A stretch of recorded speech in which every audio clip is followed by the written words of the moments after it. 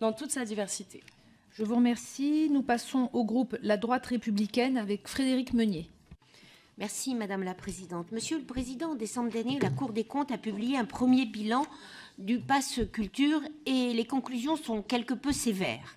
Le rapport dresse un bilan critique des résultats observés depuis le lancement. En effet, l'objectif premier est de démocratiser l'accès à l'offre culturelle. Or, le rapport révèle que 16% des bénéficiaires potentiels appartenant aux publics les plus éloignés de la culture n'ont pas adhéré au dispositif et que 9% des jeunes ayant téléchargé l'application ne l'ont pas utilisée.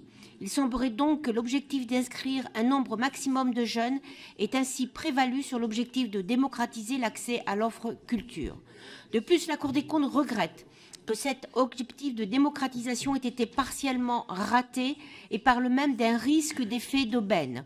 Autrement dit, il semblerait qu'une fois la somme dépensée, les jeunes ne retournent pas dans les salles ou n'achètent plus autant de livres alors que le gouvernement espérait créer une vraie dynamique.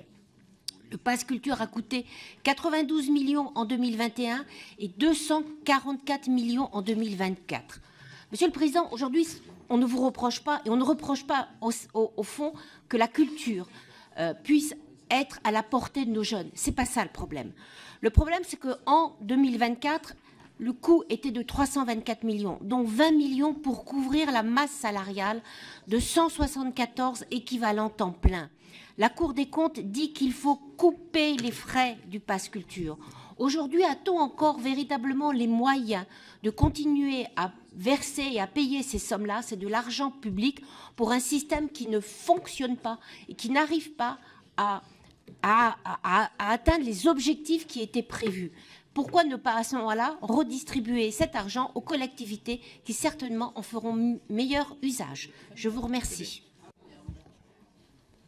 Pour le groupe